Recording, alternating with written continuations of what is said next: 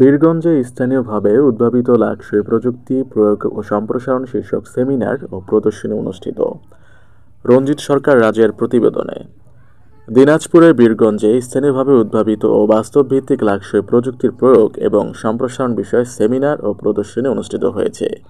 28 June Birganj শালবন মিলনায়তনে বিজ্ঞান ও প্রযুক্তি মন্ত্রণালয়, উপজেলা প্রশাসন, বীরগঞ্জ এবং বাংলাদেশ বিজ্ঞান ও শিল্প গবেষণা পরিষদ BCSIR ঢাকার যৌথ আয়োজনে এই অনুষ্ঠান অনুষ্ঠিত হয়। এতে প্রধান অতিথি হিসেবে উপস্থিত ছিলেন জনাব মোহাম্মদ আব্দুস সালাম, সিনিয়র সহকারী সচিব, বিজ্ঞান ও প্রযুক্তি মন্ত্রণালয়, বাংলাদেশ সচিবালয়, ঢাকা। বিশেষ অতিথি হিসেবে উপস্থিত ছিলেন জনাব Mohammad Motaleb, senior scientific officer, BCIR, Dhaka.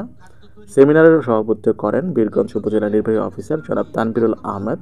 স্বাগত বক্তব্য প্রদান করেন জনাব মোহাম্মদ আব্দুস সালাম। মূল প্রবন্ধ উপস্থাপন করেন জনাব মোহাম্মদ মোতালেব। ক্রিয়া বিক্রিয়া ঘটে, সেখানে কিছু টক্সিক কিছু জিনিস তৈরি হয়, মেটাবোলাইট তৈরি হয়, সেগুলো আমাদের বিভিন্ন রোগ তৈরি